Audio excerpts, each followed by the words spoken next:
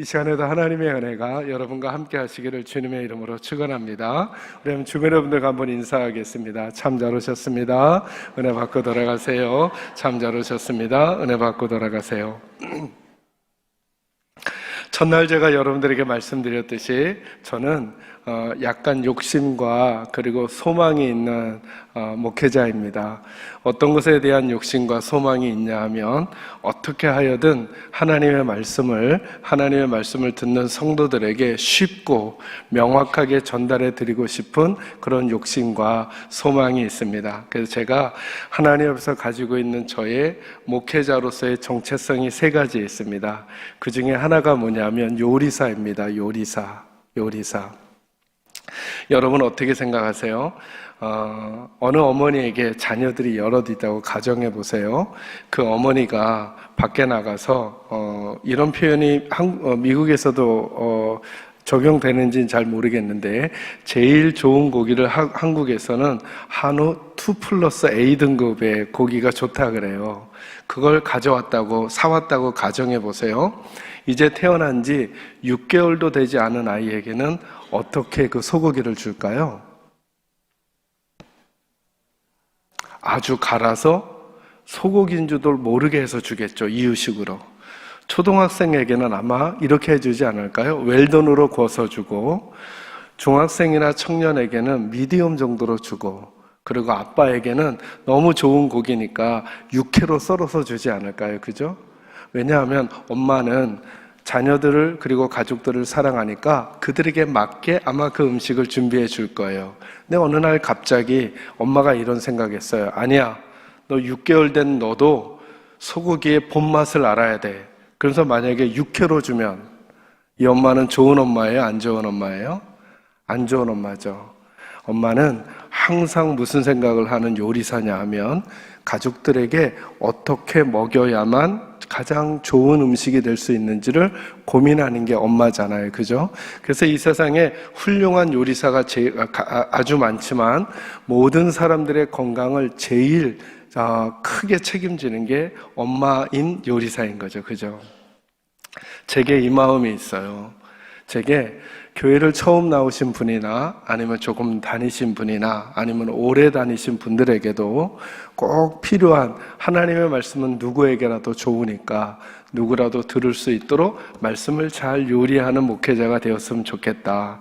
그래서 이번에 한빛교회 식구들을 만나면서도 5번의 설교를 잘 요리해서 여러분에게 드리려고 해서 오늘 왔고요. 4번의 말씀을 드렸고 마지막 5번째 말씀을 드리려고 해요. 두 번째 제가 가지고 있는 저의 목회자로서의 정체성은 중매쟁이에요. 중매쟁이. 고린도후서의 말씀에 보면 바울이 그런 말을 해요. 나는 너희들을 신랑 대신 예수님께 중매하는 자다. 이런 표현을 써요. 저는 저희 교회 식구들과 목회하면서도 그렇고 꼭 중매쟁이가 되고 싶어요. 저는 중매쟁이이기 때문에 절대로 신부를 가로채고 싶지 않아요.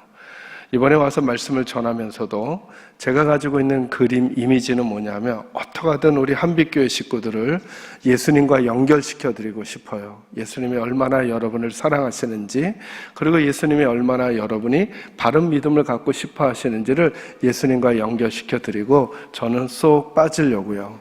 그리고 저희 교회에서도 제가 목회할 때 그런 마음 가지고 있어요. 세 번째 저희 목사로서의 정체성은 뭐냐면 서비스맨이에요. 제가 우리 정 목사님하고 교육전도사 시절을 같이 보내면서 정 목사님도 그런 말씀 언급해 주셨는데 제가 섬겼던 교회가 금요 심야기도회를 이렇게 드리고 나면 우리 남자 교육자들이 집으로 갈 시간이 없어서 교회에서 작은 방을 마련해 주셔서 거기서 잠을 자야 했어요. 그때 아마 이런 주제로도 수도 없이 목사님과 대화를 나눴을 거예요. 젊은 교육전도사 시절에. 제가 담임 목사가 되면서 이런 생각이 들었어요.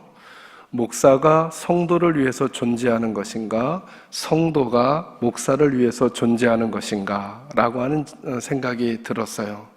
그리고 제가 하나님의 말씀을 묵상하면서 제가 깨달은 건 뭐냐 하면 저는 하나님께 부름을 받은 청지기이고 여러분들은 목사의 양이 아니라 누구의 양이에요? 하나님의 양이에요. 제가 만난 계산제일교회 우리 성도님들은 제 양이 아니에요. 그분들은 하나님의 양이에요. 그래서 제가 이런 이미지를 가지고 있어요. 하나님께는 그분들이 중요할까요? 제가 중요할까요? 네, 너무 감사해요. 저도 중요하다고 해주셔서. 근데 이제 이름을 놓고 보자는 거예요. 그분들은 하나님의 양이고 저는 청직이에요. 그 개념으로 보면 하나님께는 누가 더 귀중한 사람들이에요? 하나님의 양이죠. 그래서 저는 제가 가지고 있는 목회자로서의 세 번째 정체성은 나는 서비스맨이다. 하나님께서 하나님의 양들을 잘 도와주라고 서비스해 주라고 나를 부르셨다라고 하는 이미지가 제 이미지 가지고 있는 정체성이에요. 이 세 가지 마음을 가지고 여러분을 만나러 왔어요. 그래서 하나님의 말씀을 어떻게든 잘 요리해서 여러분에게 나눠드리고, 그리고 여러분과 하나님을 잘 연결시킨 다음에 저는 잊혀져도 되고, 그리고 여러분을 잘 서비스. 그래서 제가 성도님들 만날 때 제가 거만하게 행동하지 않았죠. 이게 다 제가 알랑방구 끼는 거예요, 여러분에게. 왜냐하면 여러분이 나중에 하나님 만났을 때 하나님께 말해줄 거 아니에요. 권 목사님 그때 굉장히 나이스하고 친절하던데 이렇게 말해야지. 그분 매우 좀 뻣뻣하고 거만하 이러면 안 되잖아요. 여러분 저희 교회 나중에 혹시 한국에 오실 기회 있으면 꼭 한번 오세요. 제가 완전 저희 교회에서도 매너남이에요. 얼마나 친절하고 막 그런지 몰라요. 네. 왜냐하면 저는 서비스맨이니까. 그런 마음으로 제가 여러분에게 꼭 전달해 드리고 싶었던 게 뭐냐면 믿음이라는 게 뭐냐는 거예요. 믿음의 본질을 저는 고민을 참 많이 해봤어요. 어떤 사람이 믿음이 좋은 사람일까? 그래서 이런 분들도 봤어요. 교회에서는 마치 천사와도 같은데 우리 한빛교회 식구들 중에는 없겠지만 저희 교회 식구들 중에 교회에서는 천사와도 같은 분이 집에 가서 아내를 샌드백처럼 생각하고 활용하는 분이 있다는 거예요. 이게 어떻게 믿음이 좋은 것일까 고민이 돼요. 교회에서는 아주 인자한 모습으로 있는데 길거리에 가거나 아니면 다른 어떤 장소에 가면 다른 표현을 하는 분들이 있는 거예요. 그래서 제가 가끔 저희 교회 성도님들에게 뭐라 그러냐면 식당 가가지고 매너 없이 행동하실 거면 저를 목사라고 부르지 말고 과장님으로 불러주세요. 제가 일부러 막 그래요. 장난치듯이. 왜냐하면 믿음이 좋다라는 게 뭘까라고 생각해 보니까 저와 여러분이 그냥 그런 예의를 갖출 수 있을 자리에서는 그렇게 하고 나머지를 그렇게 하지 않는다면 이건 믿음이 좋다고 표현할 수 없겠다. 그래서 성경이 가지고 있는 믿음의 본질이 뭘까? 가장 중요한 게 우리의 생각을 바꾸는 거예요. 생각을. 근데 그래서 믿음을 이렇게 설명해 드렸죠. 이제 여러분 기억하시나요? 믿음이란 누구 생각을 끄집어내고요. 내 생각을 끄집어내고 누구 생각을 넣어요? 하나님 생각을 넣어요. 그게 말씀이에요. 말씀이 하나님의 생각이거든요. 그러니까 한빛교회 식구들은 믿음이 좋아지려면요, 결단하고 각오하지 말고 하나님의 말씀을 넣으셔야 돼요. 어떤 분야에 대해서요? 나의 삶의 모든 분야에 대해서, 고난에 대해서, 잘됨에 대해서, 성공에 대해서, 가정에 대해서, 직장에 대해서, 인생에 대해서, 교회에 대해서 내가 가지고 있었던 생각 있잖아요. 그거 끄집어내고 하나님의 생각을 넣어야 믿음이 좋아지는 거예요. 아멘 하셔요. 네, 그리 하셔야 돼요. 그런데 그렇게 하나님의 생각으로 우리 생각을 바꾸잖아요. 그럼 뭐가 바뀌냐면 관점이 바뀌게 돼요. 관점이. 근데 우리가 늘 성경을 선입견을 가지고 읽어요. 여러분 성경에서 선입견을 빼고 하나님의 관점으로 읽으면 제가 몇 가지 지금 언급해 드릴 텐데요. 여러분이 미처 혹시 알고는 계시겠지만 놓치고 있었던 거 알 수 있어요. 그 중에 하나가 뭐냐면 제사제도예요. 여러분 하나님께서 이스라엘 백성들에게 제사제도를 주셨잖아요. 어린 양을 잡아서 내게 바치라고. 제가 질문할 테니까 여러분 답해 주세요. 그 어린 양은 흠과 티가 없어야 되죠. 그죠? 그 어린 양을 누가 데리고 와요? 죄인이 누구에게 데리고 가요? 제사장에게 데리고 가죠. 여기부터요. 제사장에게 데리고 가면 안수를 누가 할까요? 1번 죄인이, 2번 제사장이. 자, 이게 죄 제사장은 뭐예요? 정확하게 여러분의 신분을 밝혀주세요. 죄인이 양에게 안수할까요? 아니면 제사장이 안수를 할까요? 성경을 찬찬히 꼼꼼히 읽어보시면 안수는 누가 하는 거냐 하면 죄인이 하는 거예요. 왜요? 여러분, 안수의 의미가 뭐예요? 내 것이 이쪽으로 전가된다는 뜻이거든요. 그러니까 죄인이 그 흠과 티가 없는 양에게 안수하는 거예요. 내 죄를 여기 다 고하는 거죠. 두 번째 질문 더 중요해요. 이 양을 누가 죽일까요? 1번 죄인이, 2번 제사장이. 죄인이 죽여요. 이제 곧 고난주간이 다가올 텐데요. 고난주간이 되면 우리가 자주 부르는 찬양이 있어요. 그때 그 무리들이 예수님 못 박았네. 나는 안 박았는데. 그때 그 무리들이 예수님 못 박았네. 나는 그럴 사람이 아닌데. 이런 느낌으로 부르죠. 근데 여러분 생각해 보면 예수님을 십자가에 못 박은 게 누굴까요? 로마 병정일까요? 날까요? 제사제도로 보면 내가 박았어요, 여러분.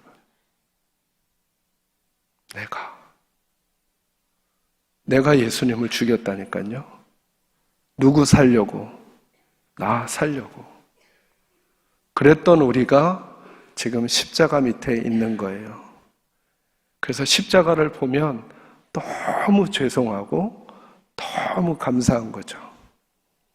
로마 병정들이 예수님을 십자가를 못 박을 때 그게 그냥 그분의 고통이 슬퍼하는 게 아니라 그 못을 내가 받고 내가 산 거예요. 그래서 우리는 예수 없이 못 사는 거예요. 혹시 십자가 목걸이를 하거나 십자가를 귀걸이를 하시거든 이제부터는 마음을 바꾸셔요. 나는 예수를 죽인 사람입니다 라고 하는 표시로 십자가를 달고 십자가를 걸고 있는 거예요. 그래서 그분 때문에 나 다시 살았습니다. 나는 아무리 잘났어도, 나는 아무리 높게 있어도 날 자랑할 수가 없는 사람입니다. 나는 예수 때문에 산 사람입니다 라고 하는 말을 고백하는 게 저 십자가를 바라보는 거예요. 그죠? 성경을 다른 관점으로 보잖아요. 놀라운 것들이 많이 보여요. 여러분, 예수님하고 오전에도 그 찬양 하시던데, 제가 사실은 한빛교회 와서 오늘도 기도하신 우리 최린 자매인가요? 반칙이에요, 이러면. 왜냐하면 설교자보다 더 감동스럽게 기도를 하는 사람이 어디 있어요? 이런 건 반칙이라 그래요. 오늘 찬양 인도하신 찬양팀도 반칙이에요. 설교보다 더 감동적이면 어때요? 또 여기에 고개를 끄덕이시는 분들이 있어서 제가 어쨌든 이것도 반칙이에요. 성가대도 반칙이에요. 저는 그래서 사실은 우리 한빛교회가 그렇게 하라고 제가 강요하는 건 아니에요. 저는 하나님의 사람들이 그렇게 할 때 너무 막 박수 쳐주고 싶은 거예요. 그냥 오늘은 저랑 같이 있으니까 나중에 안 하셔도 돼요. 이번 집회 기간 동안에 찬양팀으로 섬겨주고 기도로 섬겨주신 장로님, 그리고 우리 사랑하는 자매님, 그리고 성가대로 섬겨주신 우리 식구들 안내해 주신, 그리고 오늘 우동은 어쩌면 그렇게 제가 거짓말을 할 수 없으니까 최근에 먹어본 최고의 우동이었어요. 네. 그분들까지 합쳐서 여러분이 한번 사랑의 마음으로 격려했으면 좋겠어요. 네. 근데 오늘 오전에 보니까 오전에도 그 찬양 하셨어요. 하나님께서는 내가 물속에 빠져들어 건너가지 못하게 나를 걷게도 하실 거라고. 그 본문에 대한 이야기 잠깐 해볼까요? 우리 관점을 바꿔서. 예수님께서 사역을 하시고는 제자들 보고 먼저 바다 위를 건너가라 하신 거예요. 건너가라 해서 제자들이 배를 타고 먼저 건너가는데 아주 늦은 밤이었나 봐요. 저쪽에서 어떤 검은 물체가 바다 위를 걸어와요. 바다 위를 걸어올 수 있는 건 사람은 아니니까 제자들이 무슨 생각했냐면 귀신이다라는 생각을 하고 두려워했어요. 예수님이 말씀하시는 거예요. 얘들아, 나니까 두려워하지 마. 나니까 두려워하지 마. 그랬더니 꼭 그럴 때 나서기 좋아하는 인간이 하나 있어요. 그게 베드로잖아요. 베드로가 뭐라 그러냐면 주님이시거든 저로 하여금 걷게 해달라는 거예요. 그러니까 예수님이 그래? 그럼 내게로 와라. 그러니까 베드로가 무리를 걸어간 거예요. 몇 발자국 못 걸어가다가 성경에 보면 뭐라 그러냐면 바람과 파도를 보고는 그가 두려워서 빠졌다 그래요. 그래서 여러분 우리가 그 본문 묵상하면서 제일 강하게 깨닫는 교훈이 뭐예요? 가만히 있으면 중간은 간다. 나서지 말자, 나대지 말자. 그래서 늘 베드로는 바람과 파도를 보고 두려워했던 사람이라고 하는 핀잔을 듣지만, 여러분 관점을 살짝 바꿔볼까요? 여러분, 이 땅에 존재했던 예수님 포함해서 무리를 걸어본 사람이 두 사람 있어요. 그죠? 예수님과 누구예요? 베드로밖에 없어요. 배 안에 있었던 10명의 제자들은 그런 생각했을지 몰라요. 뭐 저렇게 나대다가, 뭐 저렇게 나서다가 저렇게 그냥 부끄러움의 모델이 되었을까 생각할지 모르지만, 여러분 천국 가면 아마 베드로가 저와 여러분에게 이렇게 말할 줄 몰라요. 니들이 물맛을 알아? 아무도 그 무리를 걷는 맛이 무엇인지 모를 거예요. 더 중요한 건 이거예요. 그렇게 물속에서 빠져들어가서 거반 죽을 것 같은데 숨이 꼬닥꼬닥 넘어가는데 갑자기 그 바다 물속을 뚫고 들어오는 손이 있었어요. 예수가 그를 붙잡아 끌어올렸어요. 아마 저와 여러분이 천국 가면 베드로가 저와 여러분에게 이렇게 말할지 몰라요. 니들이 손맛을 알아?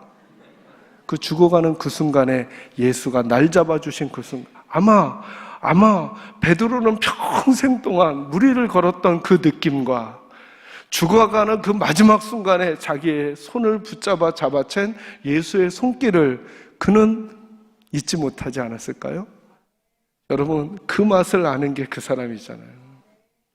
그러니 여러분들도 여러분의 안전지대에만 있어서 남에게 드러나지 않고 남에게 평가받을까 봐 두려워하고 이런 위치에만 있지 마시고 주님을 향하여 담대하게 뛰어나가는 거죠. 네. 주님을 향해서 담대하게 뛰어나가면 우리들의 실수라도, 우리들의 믿음 없어 보이는 모습일지라도 주님께서 붙잡아주는 놀라운 경험을 하게 될 거라는 거예요. 그 일을 위해서 여러분의 관점을 바꾸셔야 돼요. 관점을 바꿔야 되는 또 다른 이야기, 이런 거예요. 우리 가끔 기도할 때 보면 이렇게 기도해요. 하나님, 죄와 허물로 죽을 수밖에 없었던 저희들, 이렇게 말하잖아요. 그러나 성경은 뭐라 그래요? 죽었다 그러죠. 여러분, 왜 그 표현을 쓸까요? 죽을 수밖에 없었다라고 하면 죽은 거예요? 아직 안 죽은 거예요? 아직 안 죽은 거죠. 죽었던 그런 거는요, 우리는 이미 아무 소망이 없었던 존재라는 거예요. 근데 그걸 누가 살려주셨다고요? 예수님이 살려주셨다고요. 그래서 믿음의 주인은 우리가 아니라, 우리가 예수님 믿은 게 아니에요. 내가 예수 믿고 싶어서 믿은 것처럼 느껴지잖아요. 아니요, 성경은 거꾸로 얘기하려는 거예요. 여러분, 예수님 믿으십니까? 아멘이죠. 그 믿음을 누가 주셨다는 거예요? 하나님이 주셨다는 거예요. 하나님이, 예수님이.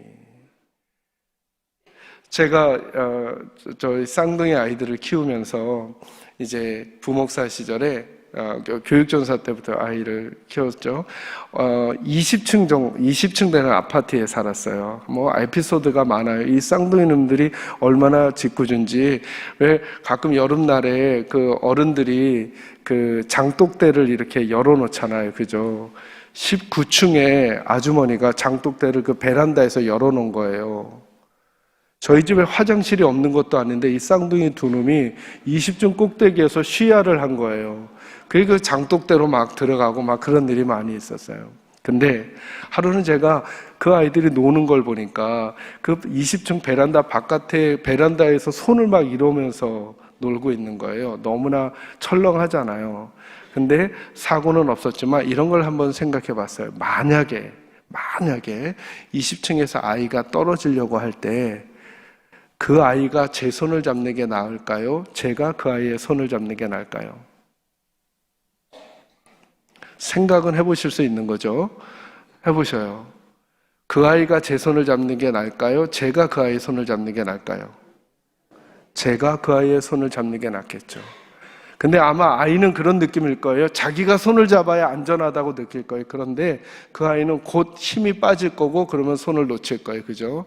저는요, 제 팔이 빠지는 한이 있어도 절대로 그 아이의 손을 놓지 않을 거예요. 죄와 허물로 죽었다는 게 무슨 말이냐면, 그리고 그 죽었던 우리에게 새 생명을 주셨다라고 하는 게 무슨 의미냐면, 우리 손을 누가 잡고 있다는 거예요. 우리가 주님 손을 잡은 게 아니라 주님이 내 손 잡고 있다는 거예요. 우리를 절대 놓칠 리 없다는 거예요. 그 어떤 일에도. 저는 여러분이 이 믿음의 확신 가운데 살아가게 되기를 주의 이름으로 축원합니다. 그렇게 믿음의 관점이 자꾸 바뀌잖아요. 그 관점이 바뀐다는 게 뭐냐면 내가 살아가는 모든 삶의 자리들을 이제는 내 눈으로만 보는 게 아니라 내 눈의 안경을 벗어버리고 하나님의 안경을 다시 쓰고 보는 거예요. 돈이 뭐지? 내가 바라보던 돈이 있어요. 그걸 하나님의 안경으로 돈을 다시 보는 거예요. 내 인생에 시간이 있어요. 우리 특별히 청년들이 있어서 더 감사해요.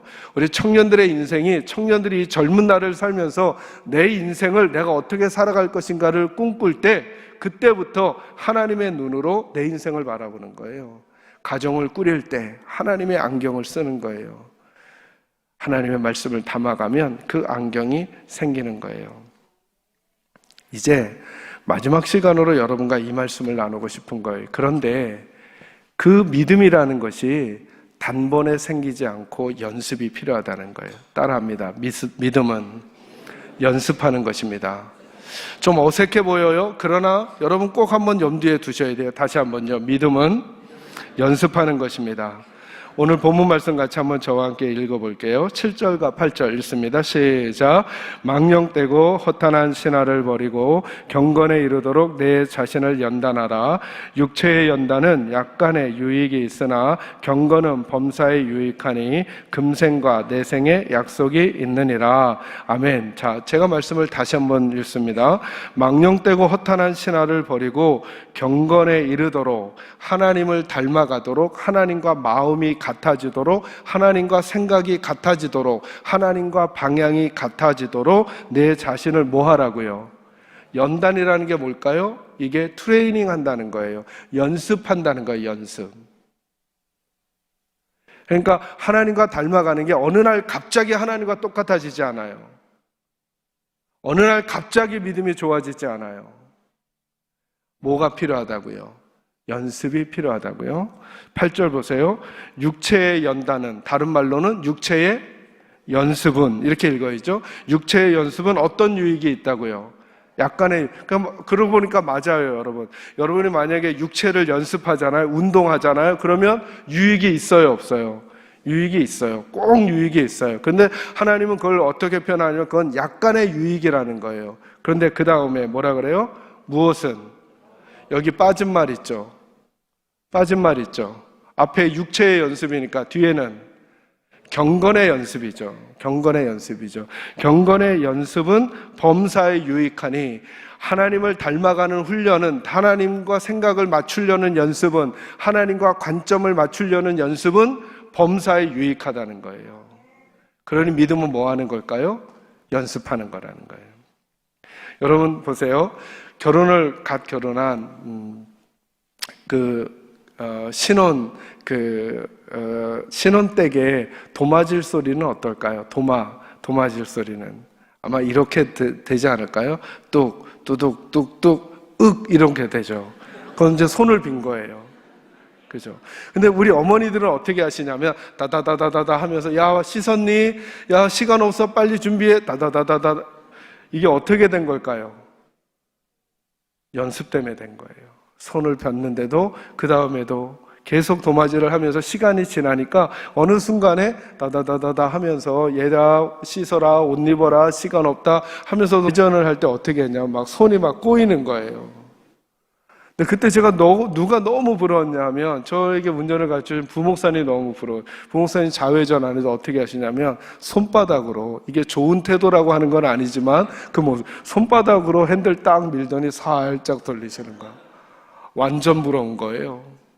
제일 부러웠을 때는 후진 주차할 때 저는 들어갔다 나왔다를 몇 번 하는데 이분 딱 옆자리에 이렇게 손 얹으시고 손 미시고 보면서 들어가는 거예요.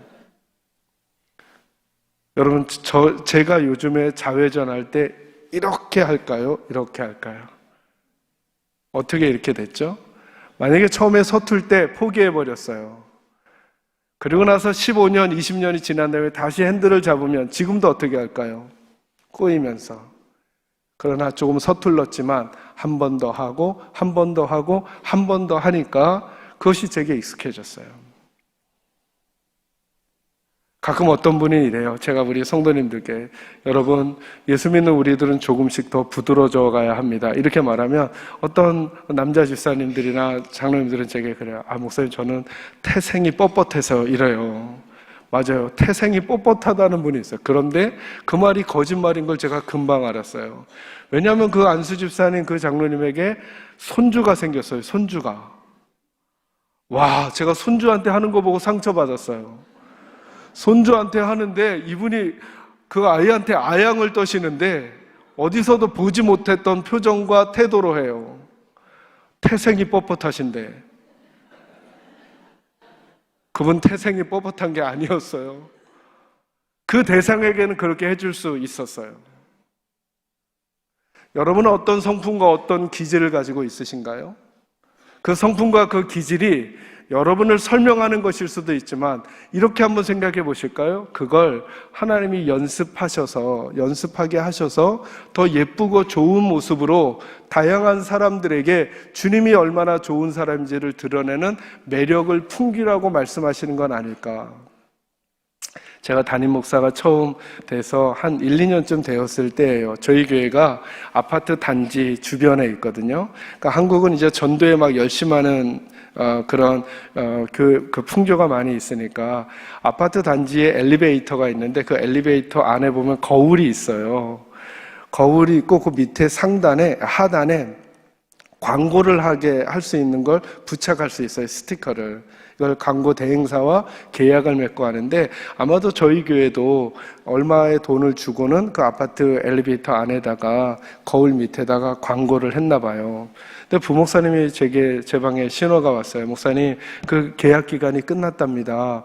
목사님, 재계약하려면 지금 말씀해 주셔서 재계약을 하고 돈을 지불하고 교회 이름을 거울에다가 넣어야 될 것 같습니다. 라고 하길래 제가 뭐라 그랬냐면, 목사님, 이제 그만 내리자. 그리고 거기는 상업을 하시는 분들에게 광고하실 수 있도록 해드리자. 그리고 또 얼마 뒤에는 어떤 일이 있었냐면 한국교회는 교회 십자가에다 네온사인이 들어오잖아요. 아파트 주변이니까 십자가에 네온사인이 들어왔다고 컴플레인하는 주민이 생겼대요. 그래서 목사님 이거 어떻게 할까요? 그래서 제가 그날부터 네온사인을 끄라 그랬어요. 그리고는 제가 주일날 성도님들과 이런 마음을 나눴어요. 여러분, 주변에 있는 아파트 주민들이 계산제일교회가 여기 있다는 것을 모르는 사람들은 아무도 없어요. 그런데 지금까지도 오지 않았어요. 십자가에 불을 켜도, 그리고 거울에 광고지를 넣어도. 이제 십자가에 불을 끄고 광고지를 내릴 거예요. 그리고 이제 우리 식구들이 전도지가 되어주셔야 돼요. 왜 저 교회에 다니는 사람들은 우리들은 이렇게 슬픈데도 저렇게 힘이 나지? 우리들은 왜 괴로운데도 저희들은 저렇게 용기를 내지? 라고 하는 모습으로 비춰지지 않는 한 우리가 십자가에 불을 켜고 유리 거울 밑에다 전도지 광고를 한다고 해도 그들은 여전히 우리에게 무관심할지 몰라요. 이제부터 우리 교회는 전도지를 바꿀 거예요. 종이에서 여러분으로. 그리고는 그 노력을 해왔어요. 여러분 한 분 한 분이 전도진 거예요. 여러분은 보셨는지 모르지만 오늘 등록하신 젊은 부부가 있으시더라고요. 저는 너무 좋았어요. 그래서 제가 인사하고 나갈 때 특별히 그분 등 문질러 드렸어요. 남편분 너무 잘 오셨다고. 저희 교회 오신 건 아니지만 하나님 나라 백성으로 이 교회에 속하게 됐잖아요. 그죠? 저는 우리 사랑하는 한빛교회 식구들이 믿음을 연습하는 분들이 되기를 주의 이름으로 축원합니다. 그래서 여러분 예배당 오실 때 거울 보고 머리만 보지 마시고 웃는 것도 좀 연습하고 오세요.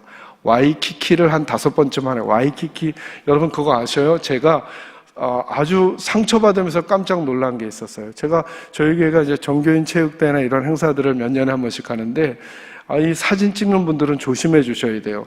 저를 찍었는데 보니까 제 입꼬리가 이렇게 내려가 있어요. 마치 화난 것처럼.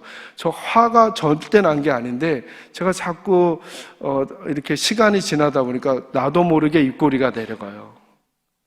여러분은 아니라고 착각하지 마세요. 네.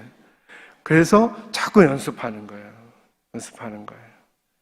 그래서 가능하면 주변 사람, 믿음이라는 게 특별한 게 아니라 내가 익숙하지 않았던 걸 자꾸 익숙하게 하는 거예요. 누가 좋아하시는 것을, 하나님이 좋아하시는 것을. 그러면 왜 믿음의 연습이 필요한가? 이 말씀을 좀 여러분과 나눌게요. 여러분, 고린도전서 2장 말씀 한번 찾아보세요.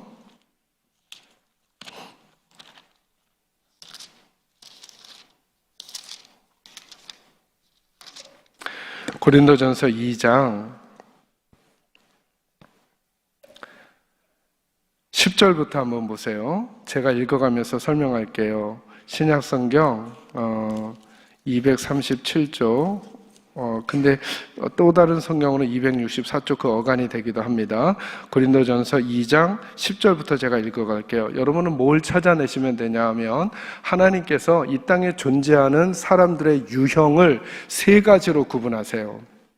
10절부터 제가 읽을게요. 오직 하나님의 성령으로 이것을 우리에게 보이셨으니 성령은 모든 것 곧 하나님의 깊은 것까지도 통달하시느니라. 사람의 일을 사람의 속에 있는 영 외에 누가 알리요?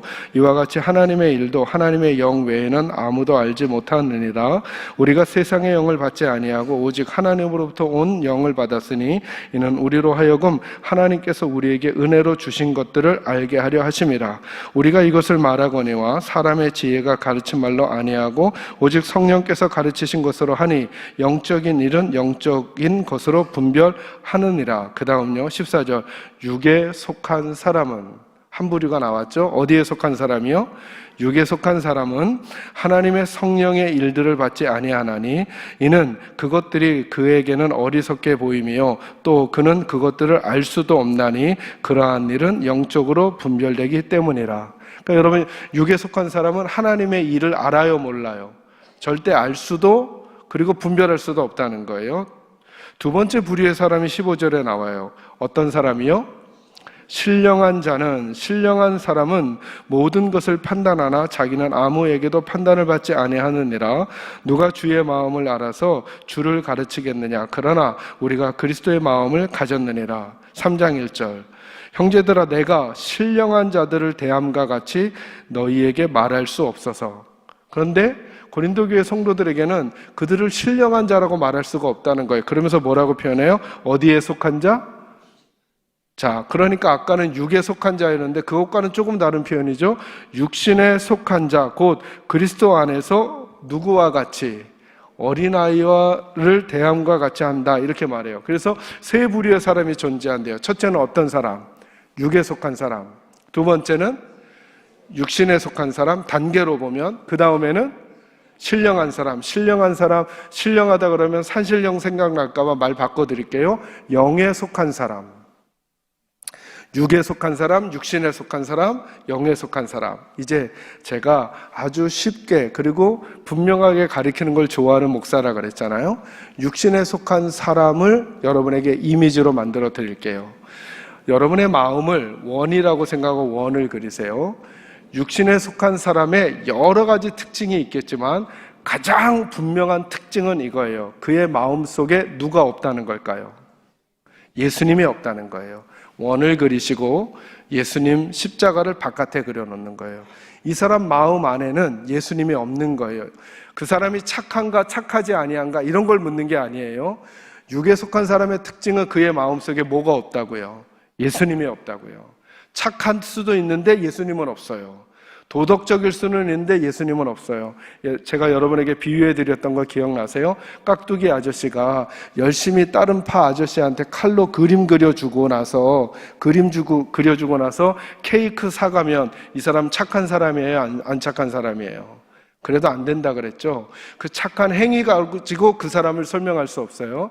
육에 속한 사람의 특징은 그 마음속에 누가 없다는 걸까요? 예수님이 없어요. 그러면 예수님이 없으면 그 사람의 마음을 누가 사로잡을까요? 공중에 권세 잡은 자가 사로잡아요. 그 원 안에 중심에다가 의자를, 왕자를 하나 그려 놓으세요. 거기에 누가 앉아 있을까요? 사단이 앉아 있어요. 그런데 여러분 아셔요? 사단은 거짓의 아비인지라 자기를 잘 드러내지 않아요. 그래서 여러분 실수하시면 안 돼요. 예수 안 믿는 분들에게 당신 안에 사단이 있대. 그럼 기분 좋아할까요? 안 좋아할까요? 기분 완전 안 좋아해요. 왜? 사단은 자기를 잘 드러내지 않아요. 그래서 자기 대신에 그 자리에 앉혀놓은 게 하나 있어요. 그게 누구냐 하면 나예요. 나. 사단이 나를 거기에 앉혀놔요. 그래서 선을 행하고 싶잖아요. 그래도 그걸 누가 결정? 내가 결정해. 내가 하고 싶으니까 하는 거예요.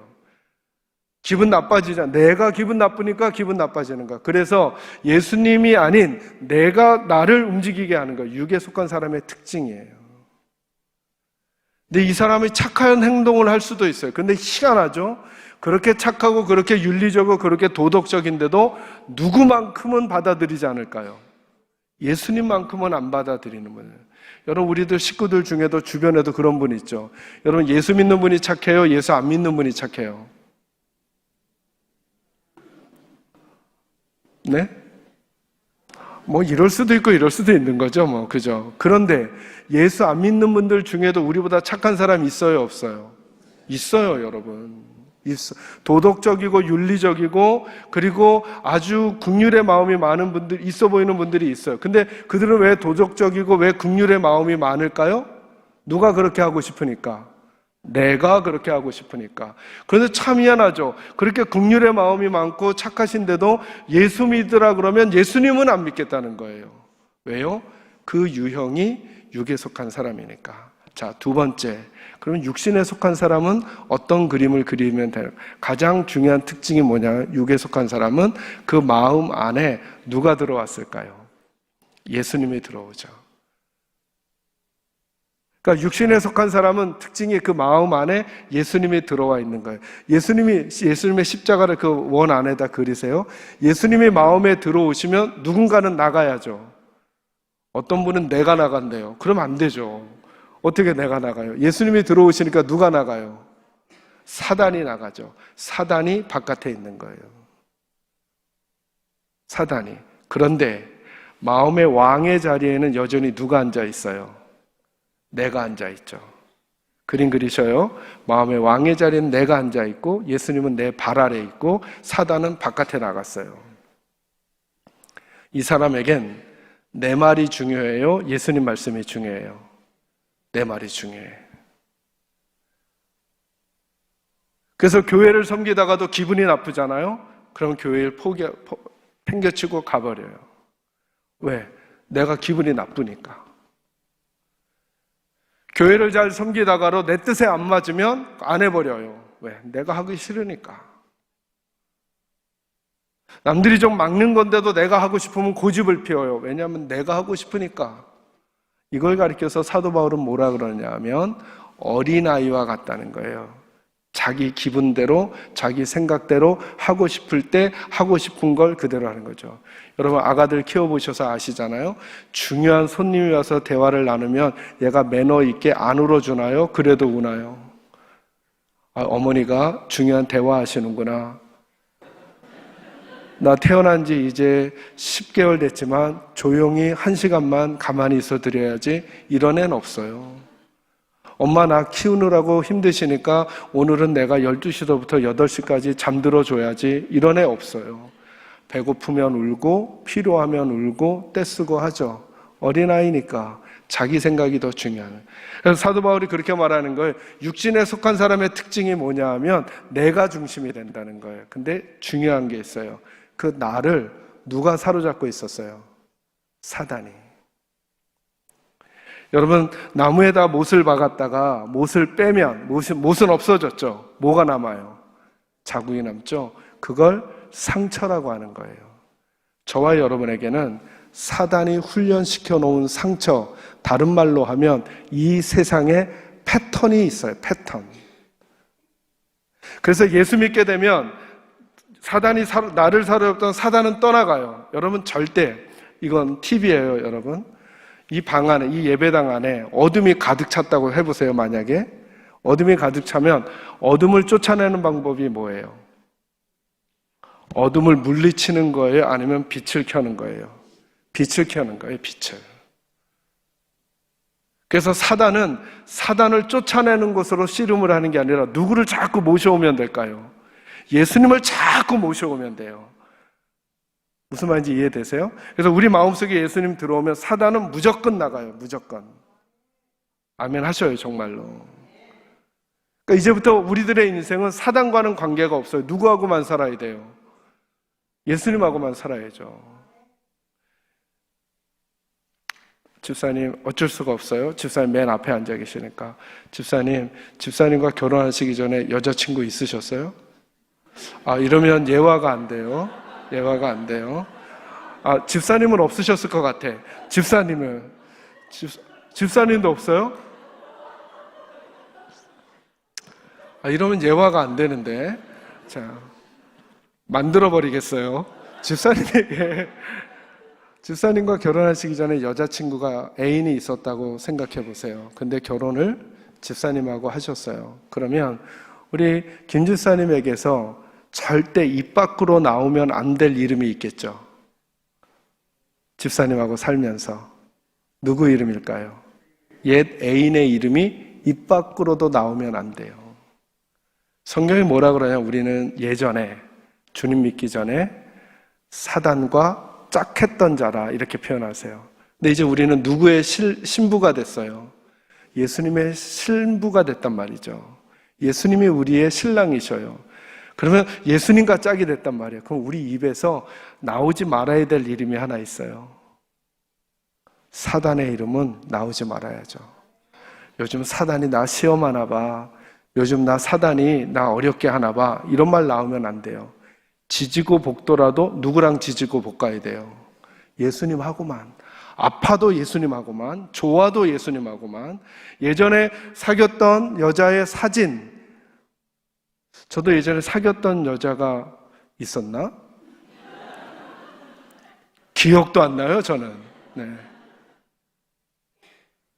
근데 마음이 좀 멜랑콜리하다고 그 여자 이름 얘기하고, 마음이 좀 울적하다고 그 장소 가려고 하고, 마음이 조금 그렇다고 자꾸 그거 언급하고 그러면 누가 가슴 아파지냐면 지금 나와 함께 짝하고 있는 내 배우자가 마음 아프죠. 그죠?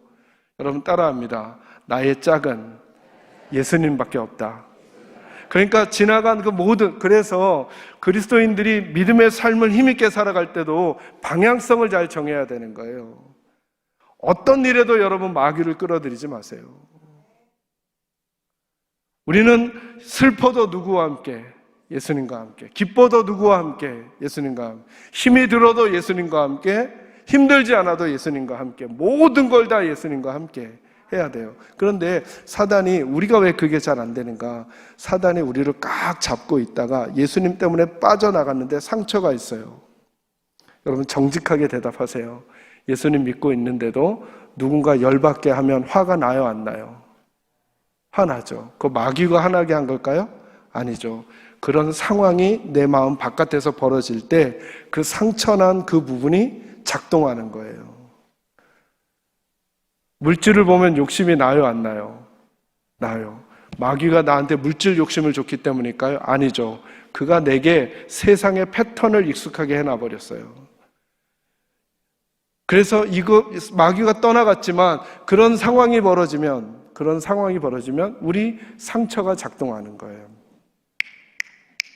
연습이라는 게 뭐냐 하면 이 상처를 말씀과 기도로 싸매어가는 거예요. 다시 말하면 말씀과 기도로 하나님의 패턴을 이 속에도 익숙하게 만드는 거예요. 내가 예수님을 믿고 구원을 받았다 그래서 이전에 하고 있었던 습성들이 갑자기 없어지는가? 없어지지 않아요. 욱하는 성격이 없어지는가? 없어지지 않아요.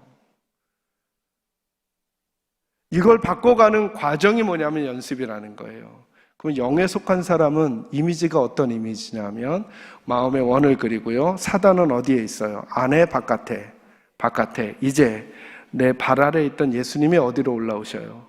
왕자의 자리에. 내가 그분의 발 아래로 내려가는 거예요.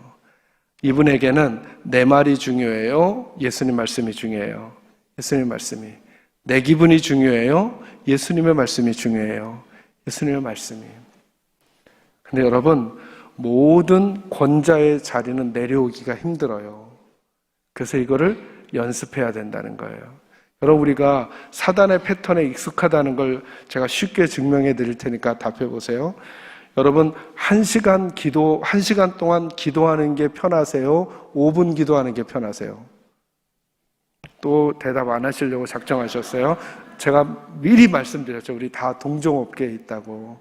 여러분, 1시간 기도하는 게 편하세요? 5분 기도하는 게 편하세요? 그렇다고 또 이렇게 세게. 네. 여러분, 제가 설교를 길게 하는 게 좋으세요? 짧게 하는 게 좋으세요? 대답을 잘해주세요. 길게 하는 게 좋으세요? 짧게 하는 게 좋으세요? 네. 아휴, 참. 그래서 4시까지 갈 거예요. 다시요. 설교를 길게 하는 게 편하세요? 짧게 하는 게 편하세요? 참 희한하죠. 여러분, 성경을 1시간 읽는 게 편하세요? 드라마 1시간 보는 게 편하세요? 여러분, 이런 생각을 해보는 거예요. 나는 왜 그렇게 하나님을 사랑한다고 하고 찬송 부르고 말씀 들으면 울기도 하고 기도하면서 통곡도 하는데 왜 나는 하나님과 관련된 것이 더 불편하고 하나님과 관련되지 않은 것이 더 익숙하고 편할까라고 하는 거죠. 왜 그럴까요? 우리를 사단이 그 패턴으로 훈련시켜 놓은 거예요. 그냥 하나님께서 우리에게 원하시는 게 뭐냐 하면 주님의 관점으로 우리의 인생을 바꾸고 주님의 안경을 쓰고 주님을 능력사라 살아가는 삶을 연습하는 게 필요하다는 거예요. 그러니까 이러면 안 돼요, 여러분. 오늘 저랑 같이 이렇게 집회하시고 나서 필 받았다고, 그래, 나 내일부터 성경 1시간씩 읽을 거야. 제가 예언의 은사는 없지만 따갈 수 있어요. 100% 실패해요. 그러지 마시고 연습하셔야죠. 하루에 한 절이라도 읽어야 되겠다. 365일 말씀 카드라도 당장 구입해서 혹은 스마트폰에 뜨게 해서 하루에 한 절이라도 꼼꼼히 찬찬히 읽어봐야 되겠다. 식탁에서 넘기서면서라도. 근데 여러분 아셔요? 이게 쉬울까요? 어려울까요? 어려워요. 왜요? 익숙하지 않아서요. 마음에 필 받아서 그래, 내가 내일부터 새벽 예배 한 번도 안 빠지고, 제가 처음 담임 목사가 되니까 미국 갔다 오기 전에 안 그랬던 어떤 집사님이 제가 부른 것도 아닌데 찾아오더니 제가 물은 것도 아닌데 스스로 대답하는 거예요. 목사님, 전 앞으로 평생 새벽 예배 안 빠지기로 하나님께 헌신했다는 거예요. 질문요, 빠졌을까요? 안 빠졌을까요? 요즘은 한 번도 안 나와요. 여러분, 우리 그런 결단과 하고 수도 없이 했잖아요. 여러분, 새해가 되면 맨날 성경 일독하겠다 그랬죠. 앞에만 조금 때 묻어 있고 깨끗하죠. 오바돼서 찾으라 그러면 이게 오바돼가 성경이야 싶죠. 그러다가 포기하고 마태복음으로 넘어갔는데 거기 족보가 또 나와요. 그래서 또 포기하죠. 결단과 각오는 안 돼요. 제가 아침에 말씀드렸잖아요. 성경을 읽을 때 어려우면 넘어가셔요. 그리고 쉬운 것부터, 그리고 조금씩 읽어가시는 거예요. 말씀은 마치 자석과도 같아요. 여러분 마음속에 말씀이 하나 붙잖아요. 그럼 그 말씀이 다른 말씀을 자꾸 땡겨와요. 아까 우리 채린 자매가 너무 반칙 같은 기도를 하면서 제가 그 기도에 감동이 된 한 부분이 있었는데, 성경 필사하신다 그랬잖아요. 그럼 여러분 100% 이런 일이 생겨요. 남보다 더 빨리 많이 쓰려고 글씨가 날아다니게 되는 일이 자꾸 생길 거예요. 많이 쓴 게 공로가 아니잖아요. 정성껏 한자 한자를 정성껏 한번 써보시는 거예요. 욕심내지 마시고 하루에 한 절이든, 그리고 그 말씀을 먹는 거예요. 아까 말씀드렸던 친절한 것도 마찬가지예요, 여러분. 여러분, 저희 교회 새 가족이 오셨는데 그분들이 뭐 때문에 등록했나 그랬더니, 여러분 절 보니까 딱 아시겠죠? 왜 새 가족이 저희 교회를 등록하실지. 아직도 눈치를 못 채셨군요. 네, 어쩔 수 없어요. 근데 이분들은 좀 특이하게 등록하셨어요. 어떻게 등록했냐 그랬더니 교회를 여러 교회를 찾아다녔는데 계산제일교회를 그날 한번 가보려고 왔는데 어느 젊은 남자 집사하고 젊은 여자 집사님이 손을 잡고 예배당에 걸어 들어가더라는 거예요. 여러분 이게 뭐가 큰 대수예요? 근데 그분은 거기에 감동을 받았대요. 아, 저렇게 부부가 손을 잡고 예배당에 들어가는 교회라면 너무나 따뜻한 교회이겠다라고 들어왔는데 거기 제가 있었던 거죠. 네. 너무 하찮아 보이는 거잖아요. 그죠? 근데 그 모습이 그분에게는 자극제가 되었던 거예요. 저희 교회 예배당 밑에 작은 카페가 있어서 지역 주민들하고 교인들에게 커피를 제공하고 이렇게 쉼터처럼 있거든요. 근데 저희가 기부를 받아요. 근데 낯선 분이 오셨는데 그분이 이제 커피를 마시려고 하는데 저희가 카드를 안 받고 그냥 기부만 받으니까 근데 이분이 캐시가 없었던 거예요. 커피를 주문했는데 커피는 이미 나왔고 그랬더니 저희 교회 권사님이 그냥 오늘은 그냥 가셔요. 그냥 드셔도 돼요. 그냥 그 말만 한 거예요. 근데 그 무료로 드린 커피 한 잔이 그분에게는 교회에 대한 매우 우호적인 마음을 가져다 준 거예요. 아무것도 아닌 것 같은데. 여러분 저는 어쩌다가 목사가 됐냐 하면요. 저희 가정은 저희 아버님이 제게 두 가지를 알려주셨어요. 교회에 대해서, 예수님에 대해서. 첫째, 예수 믿으면 떡이 나오냐 밥이 나오냐. 어려서부터 제게 훈련시켜 주신 거예요. 두 번째는 뭐냐 하면 예수를 믿느니 차라리 내 주먹을 믿어라. 뭐 이런 걸 어려서부터. 그럼 제 친구들이 초등학교 때, 중학교 때 저를 전도하잖아요. 전도하면 제가 아버지한테 들었던 말을 그대로 교회 다니면 떡이 나오냐 밥이 나오냐. 근데 나중에 교회를 다녀보니까 밥이 나와요. 네. 어쨌든 저희 아버님 잘못 알고 계셨던 거예요. 그리고 예수 믿느니 차라리 내 주먹을 근데 내 주먹이 세지 않았어요. 그래서 예수를 더 먼저 믿을 이런 생각 어쨌든 그렇게 대답을 했어요. 저희 아버님은 지금은 저희 교회 은퇴 장로님으로 계시다가 하나님 나라 가 계시거든요. 예수 믿게 되셨고 근데 중학교 2학년 때인가 제 친구가 저를 전도했어요. 그 전에 수도 없이 했는데 제가 안 갔거든요. 근데 어떻게 전도를 했냐면 이 친구가 교회를 다녔는데 3개월 동안 지도 교회를 안 간 거예요. 그리고 이제 3개월 만에 교회 가려니까 뻘쭘하니까 너라도 데리고 가면 괜찮을 것 같다는 거예요. 근데 늘 반대하던 제가 그때는 그래 갈까? 하고 갔는데 학생부 예배가 토요일 날 저녁에 있었는데 지금도 기억이 나요. 그 여자애가 예쁘지도 않아요. 몸매도 호리호리하잖아요. 퉁퉁하고 안 예쁘게 생겼어요. 근데 저한테 그렇게 친절하게 해줄 수가 없는 거예요. 저는 그런 여자가 처음이었어요. 그 다음 주에도 친절한 그 애가 좋아서 갔어요. 그러다가 목사가 됐어요. 그러다가 그 작은 접촉점이 한 번, 두 번 교회를 가다가 예수님을 만나게 됐고 나는 예수님의 말씀을 전하는 사람으로 살고 싶다라고 하는 자리까지 갔어요. 근데 이 자리에 처음에 자극을 보면 그 퉁퉁하고 예쁘지도 않았던 그 아이가 친절하게 안내해 줬던 그것이 저에게 첫 자극이었어요. 저와 여러분이 믿음을 연습하는 게 왜 중요한가? 우리는 완벽한 모습 그리고 온전한 모습을 통해서만 하나님 일하실 것 같지만 저와 여러분이 작게 출발한 그 자리, 그래서 제가 늘 생각하는 게 있어요.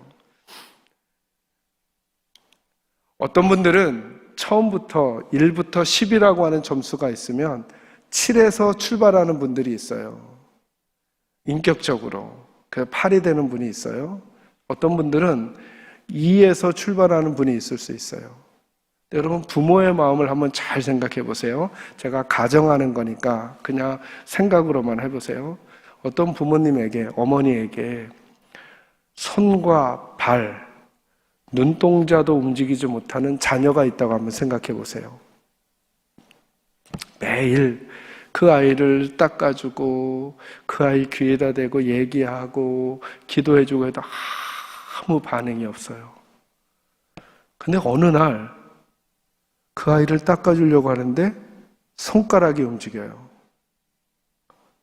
그때 엄마의 반응이 어떨까요? 놀랄까요? 아니면 그냥 손가락 움직이네? 이럴까요?